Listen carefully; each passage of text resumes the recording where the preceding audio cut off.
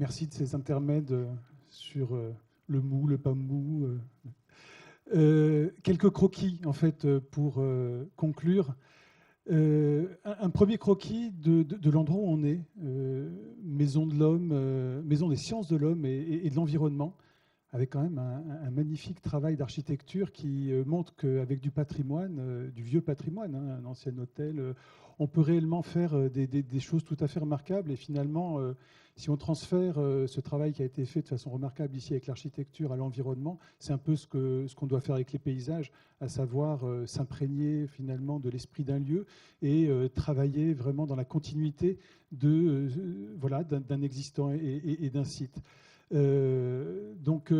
Je retiens aussi que la présidente du Seine-Franche-Comté a tout de suite voilà, mentionné l'importance de donner du plaisir aux visiteurs, hein, tout en protégeant la nature. On était bien là dans cette alternance. Je ne sais pas si vous avez vu, à propos de la Maison des sciences de l'homme et de l'environnement, le E d'environnement est légèrement différent dans le logo. Hein, il a une petite barre verte, hein, comme quoi il se détache tout en étant... voilà, donc il y a bien sûr les sciences de l'homme d'un côté, les sciences de l'environnement de l'autre.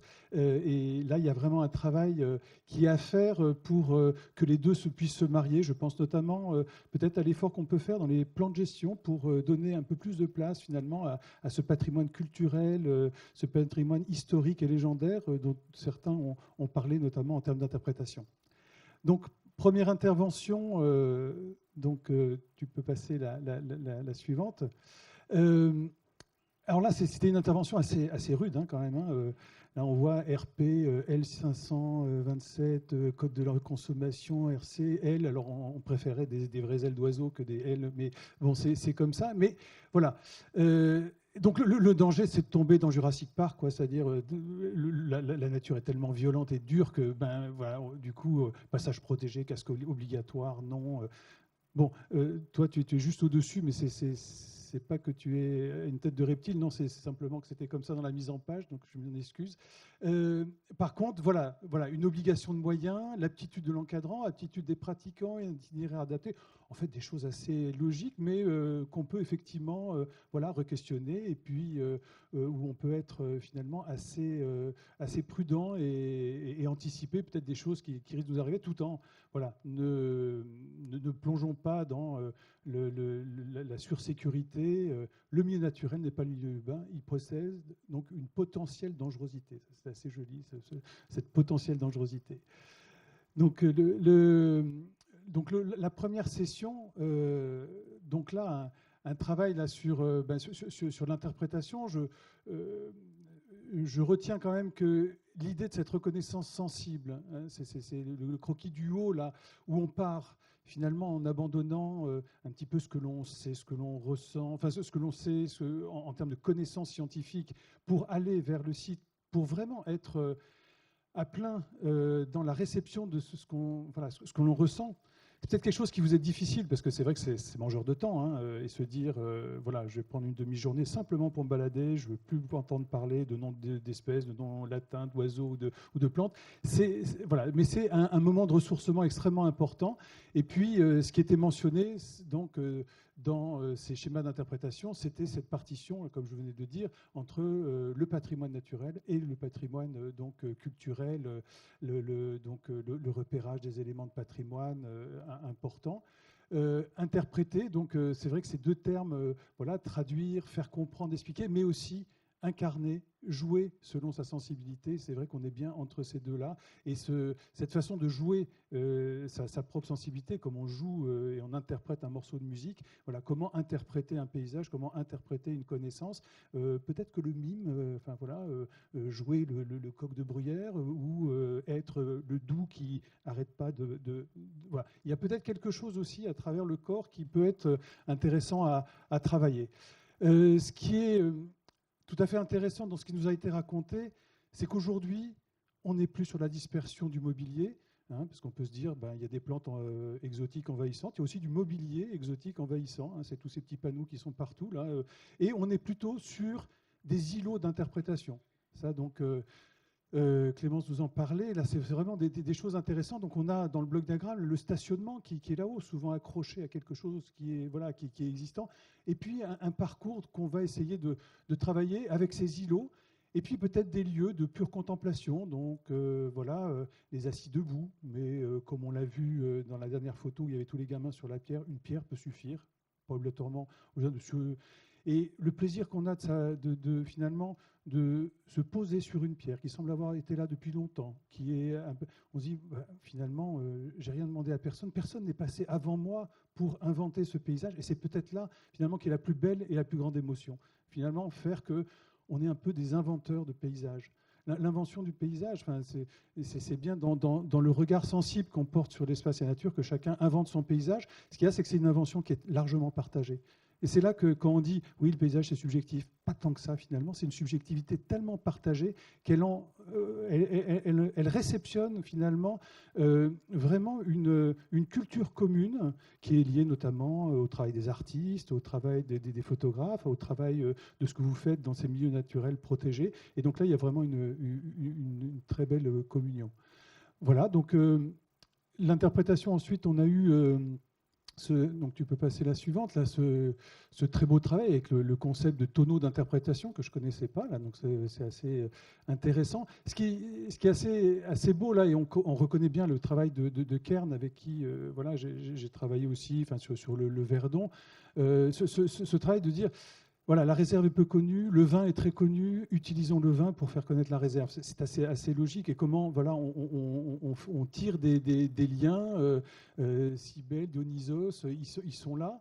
Cette très belle idée d'utiliser l'ancienne halle, l'ancienne mairie pour en faire le site vraiment d'accueil et de communion autour du vin et de la nature, avec ce recto verso, ça c'est vraiment très très habile, et utiliser comme ça des bâtiments qui sont fortement imprégnés de culture, de partage. Ça a été le lieu de la maison commune, de la mairie. Ça c'est extrêmement intéressant. Donc je croise les doigts pour que vraiment ça puisse être fait. Et puis le fait de pouvoir ensuite connecter par un sentier qui traverse la vigne à la réserve, ben ça met un peu moins de pression sur la réserve puisqu'on aura déjà fait quand même ce trajet. Donc là, éloigner, là encore une fois, le stationnement, l'endroit d'où on part de cet objet du désir qui est vraiment là, ce fond de combe un peu mystérieux, c'est quelque chose d'intéressant. Peut-être que demain, on pourra même reculer carrément le stationnement. Enfin voilà, on peut imaginer que le stationnement soit peut-être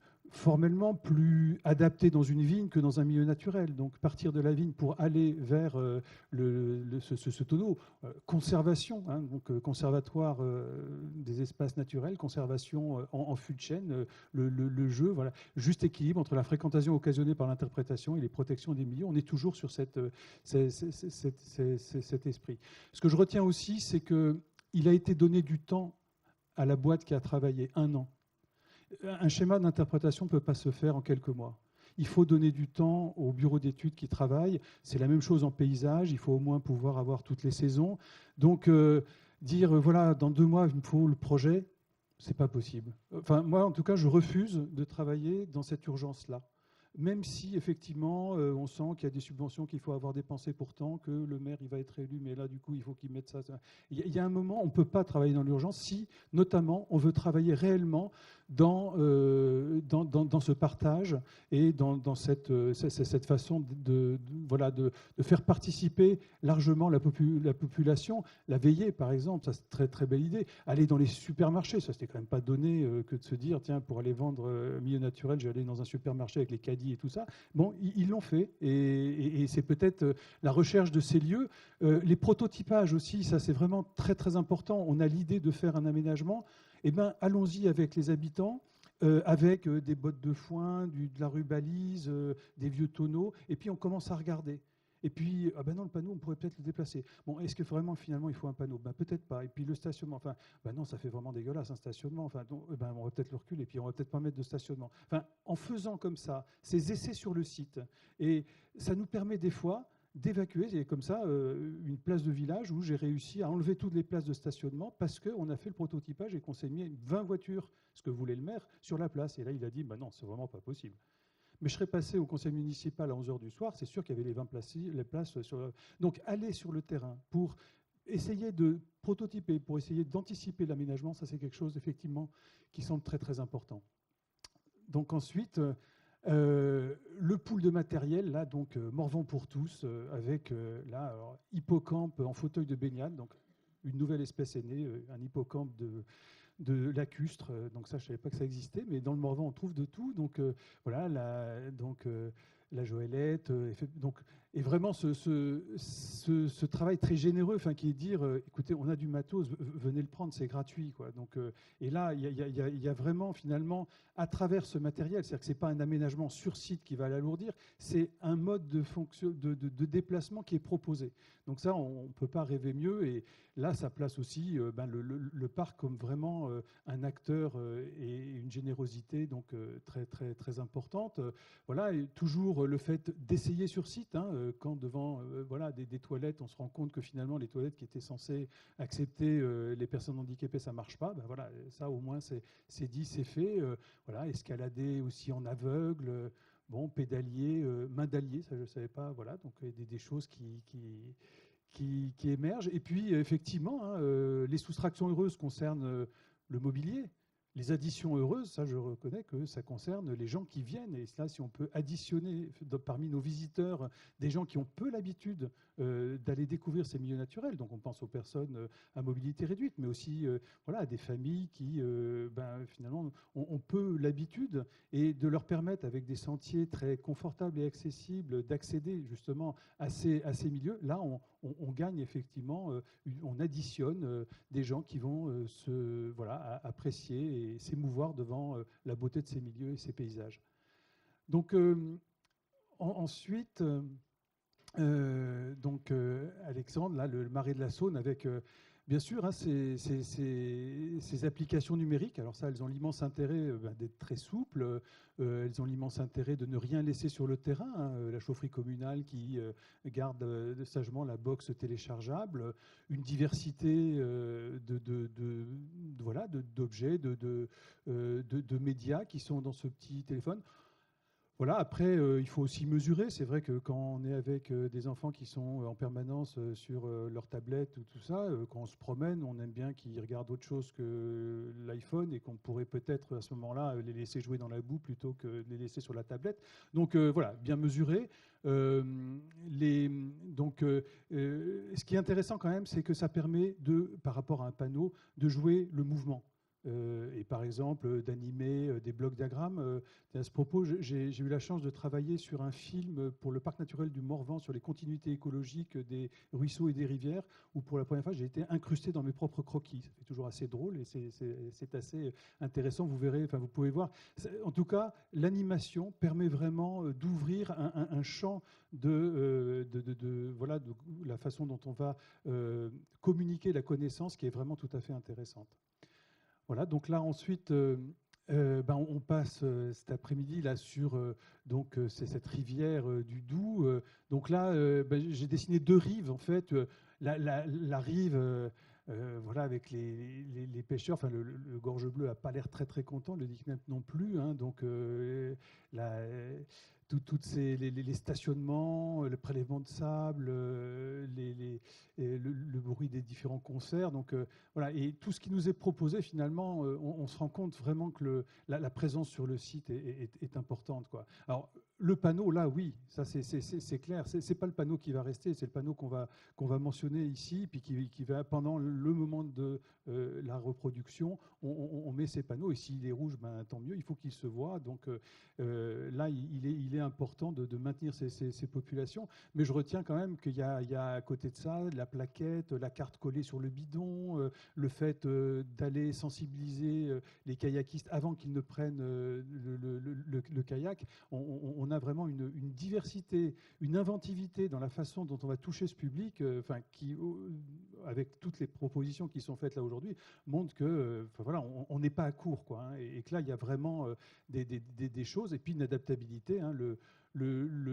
logo avec drone interdit, imaginez, il y a seulement 5 ans, on n'aurait pas compris ce que ça voulait dire, quoi. Ça n'existait pas. Enfin, on voit la rapidité avec laquelle ce genre d'images, d'un seul coup, doivent venir. Voilà, donc la suivante. Voilà, donc là,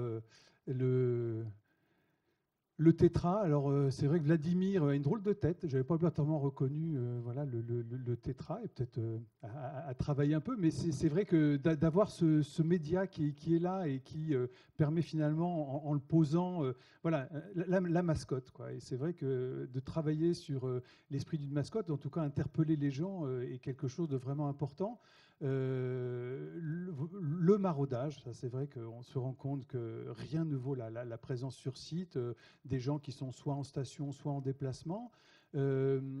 Quelque chose oui, auquel c'est vrai qu'on ne pense pas obligatoirement, comme quoi le changement climatique, avec beaucoup de rapidité, va influer sur du coup la pratique et la fréquentation. Hein, la neige qui se retrouve simplement sur les sommets, donc tout le monde y va. Il fait très très chaud et encore plus chaud en été, donc tout le monde va se baigner. Et là, du coup, on a une densification de la fréquentation et qui, quand elles sont sur des sites assez sensibles, va effectivement poser souci. Et puis cette variabilité, cette variation là, donc des usages, hein, les VTT, ça on en a beaucoup parlé, donc encadrer, canaliser ces pratiques et ne plus les subir, mais le faire voilà, de façon claire, et comment notamment toucher les individuels. Voilà. Donc la fiche suivante, voilà, excusez-moi. Donc voilà, et puis là, donc ce très très beau travail finalement d'évaluation très quantitativement très très fin. Du coup, j'ai traduit comme ça en bloc diagramme là, donc où on voit bien finalement l'évolution possible, hein, un petit débroussaillage qui d'un seul coup devient un sentier, le sentier se creuse, et puis voilà cette résilience aussi qu'a le milieu. Mais attention, voilà, quand ça repousse pas obligatoirement avec autant de diversité. Et puis, donc, cette façon de chenaliser doucement, avec notamment en utilisant des motifs logiques, hein, qui est la barrière.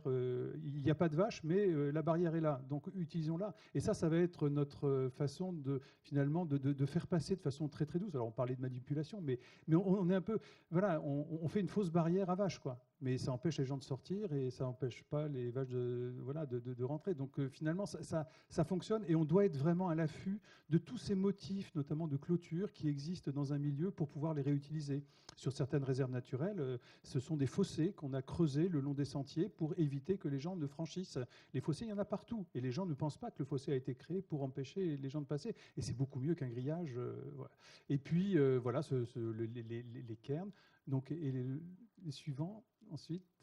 Voilà, donc la dernière, donc tout à fait passionnant, là, avec des concepts extrêmement intéressants, à faire valoir les valeurs de résilience. Enfin, on sent que ces milieux naturels ont quelque chose à dire à la société. On n'est pas sur un aspect défensif et retranché. Les milieux naturels, réserves naturelles, parcs nationaux, Seine, conservatoires, on a des choses à apporter et qui anticipent peut-être les changements qu'on va avoir demain, hein, qui sont les changements donc, liés donc à l'après-pétrole, qui sont liés aux financements qui sont moins importants. Donc il va falloir jouer avec les filières courtes, avec des savoir-faire traditionnels, avec des entreprises qui sont locales. Et c'est ces territoires qui vont demain sans doute prendre donc l'ascendance. Hein, ce travail très important aussi qui est intéressant là, de voir comment on peut qualifier la fréquentation tout en, grâce au maraudage, en l'orientant. C'est-à-dire qu'on n'est pas obligé... Alors c'est vrai que dans un protocole scientifique, il y a toujours le diagnostic avant l'action. Là, on peut s'emmêler les deux, finalement. On va au-devant des gens, et en même temps qu'on leur dit, ben ouais, marchez pas trop à côté du sentier, là il y a un oiseau qui est en train de nicher, mais en même temps, et d'où vous venez, comment... Et cette façon d'agir sur ce double, voilà, cette double fonction est vraiment extrêmement intéressante, avec le maraudage, les fiches actions, le livre d'or, très très belle. Intervenir dans les réseaux sociaux. C'est vrai que là, aujourd'hui, on est complètement dépassé par tout ce qui circule sur Internet. Et on a beaucoup de mal à avoir voilà, donc, une prise là-dessus. Voilà, la retombée. Alors, le terme retombée est toujours un petit peu dur, parce que quand on retombe, là, j'ai mal, je suis retombé. Non, mais voilà, donc, mais voilà, malgré cette retombée un peu violente, on retombe pour avoir, voilà, c'est cette image vraiment positive du territoire. Enfin, je retiens quand même cette idée que, voilà, grâce à ces sites naturels, il y a vraiment une fierté de donner une bonne image du territoire, une fierté d'habiter là. Et quand on pense à ces 75% des habitants qui disent, voilà, nous, on est fiers de la beauté de ces paysages, quoi. Donc ça, c'est quand même que on va dans un sens. C'est-à-dire que là, tout le travail que vous faites en gérant ces espaces naturels, on n'est pas sur de la défensive, on est vraiment sur de l'invention et de la fierté d'habiter là. Et puis, je retiens qu'il faut vraiment bichonner donc là, il y a un petit croquis. Il faut bichonner ces visiteurs parce que c'est eux aussi pour qui on travaille autant que pour les espèces et animales et végétales. Merci.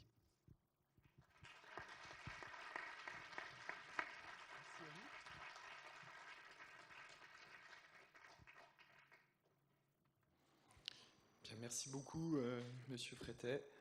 J'invite Jean-Yves Olivier du service biodiversité au patrimoine au département territoire, sites et paysages de la DREAL Bourgogne-Franche-Comté à nous faire un petit discours conclusif. Merci.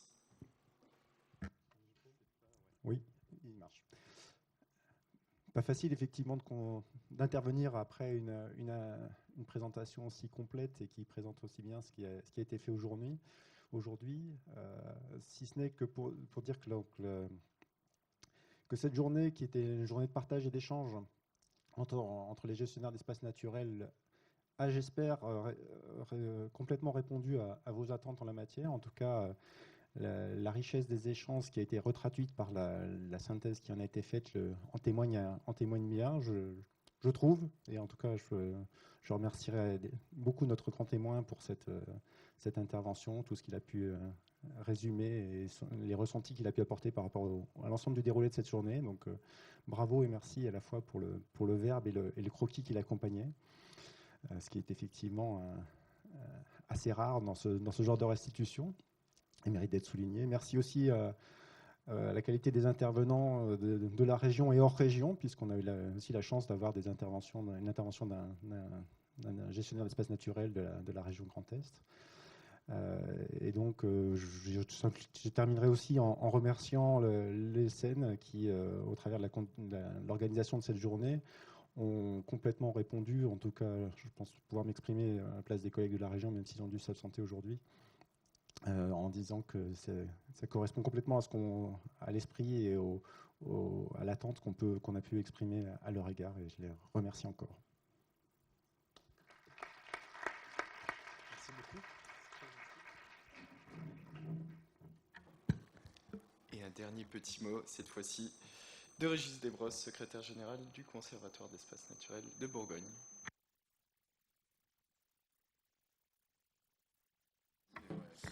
Il n'y a plus grand-chose à dire. Merci à tous les deux équipes des deux conservatoires qui se sont mobilisés.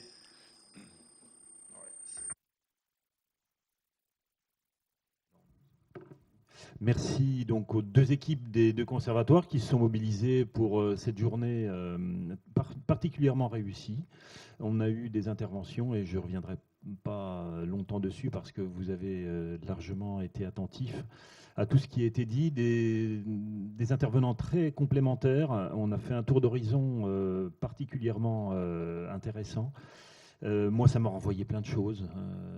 C'est un peu personnel ce que je vais dire, mais la Comble-Lavaux à Gevrey-Chambertin, la basse vallée du Doubs, les tétras dans le Haut-Jura, c'est une grande partie de ma vie. Donc, je dois dire que je ressors avec pas mal d'émotions. L'émotion on a compris, vous savez la faire passer sur les sites naturels. Ce qui est assez extraordinaire parce que quand on fait un petit retour en arrière, au départ du conservatoire, on était très très loin d'une telle compétence professionnelle, de pouvoir accueillir comme ça sur les territoires des publics divers, variés. Enfin, tout ce qu'on a vu aujourd'hui, c'est vraiment remarquable. En termes d'évaluation, on a eu des bons exemples d'évaluation, mais sur ce que vous faites, c'est vraiment très, très spectaculaire. Donc voilà, merci pour tout cela. Et puis rendez-vous l'an prochain pour de nouvelles rencontres, de nouveaux échanges. Sur quel thème, je ne sais pas. La RB va venir aussi s'installer dans le territoire de notre région Bourgogne-Franche-Comté et puis peut-être participer ou être partenaire de ces temps d'échange. Donc le projet continue, ces rencontres continuent et sur le thème, eh bien, on le verra au cours de l'année. Vous pouvez en proposer si vous avez des thèmes qui vous sont qui vous tiennent à cœur. Eh bien, les conservatoires seront là pour développer et mettre en place ces temps d'échange. Merci à tous, aux personnes qui sont venues et qui ont été très attentives. Et à l'an prochain.